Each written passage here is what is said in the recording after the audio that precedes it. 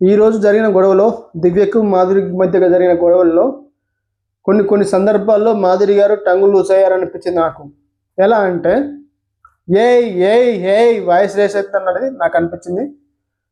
మా దివ్య కూడా ఎక్కువ అనలేదు. ప్లస్ మాధురి గారే మీరు నాన్న నాన్న అని బాండింగ్ చేస్తుంటారని వాళ్ళని మీదకి కొంచెం వాయిస్ రేస్ అయినట్టు అనిపించింది నాకు.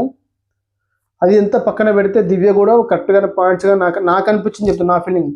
ఎలా అంటే దివ్య ఫుడ్ మానిటర్ కాబట్టి యాజ్ ఏ ఫుడ్ మానిటర్గా ఆమెకు అడిగే హక్కు ఉంటుంది.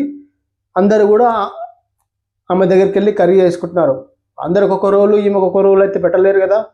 రేపు ఏమవుతుంది ఈమెను చూసి అందరు కూడా నిన్నేం జరగదని చెప్పేసి కర్రీ చేసుకుంటారు కదా. ఆ పాయింట్ ఆఫ్ వ్యూలో ఆమె అడగడం జరిగింది. ఈమెకు గొడవ అయింది. ఈ గొడవలో మాధురి గారు టంగ్ లూజ్ అయ్యారు. కొంచెం అంతా హే ఏ అనడం, కొంచెం వాయిస్ కూడా కొంచెం డోస్ కూడా ఎక్కువైంది అనిపించింది నాకు. ఇంకా అయేషాకి రీతు గొడవ అయింది. అయేషాకు రీతు గొడవలో లైవ్ ఎపిసోడ్ చూస్తే అర్థమవుతుంది.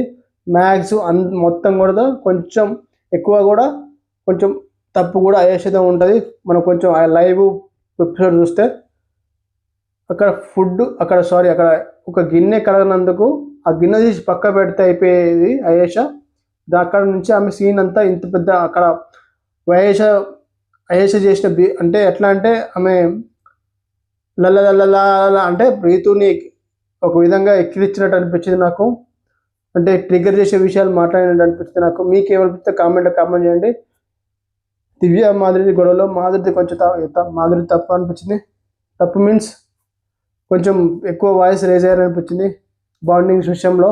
అదేవిధంగా రీతు అయేషా విషయంలో ఆ గిన్నెలు కడిగేదో అయేషా కొంచెం క్లారిటీ తెలియకుండా కొంచెం తెలిసింది, ఆమెకు తెలుసు ఆమె, కానీ ఆమె కొంచెం అక్కడ అన్నీ తెలిసి కూడా కొంచెం ఓవర్ చేసినట్టు అనిపించింది. మీకేమనిపించింది కామెంట్ చేయండి. లైక్ చేసి subscribe. Thank you very much.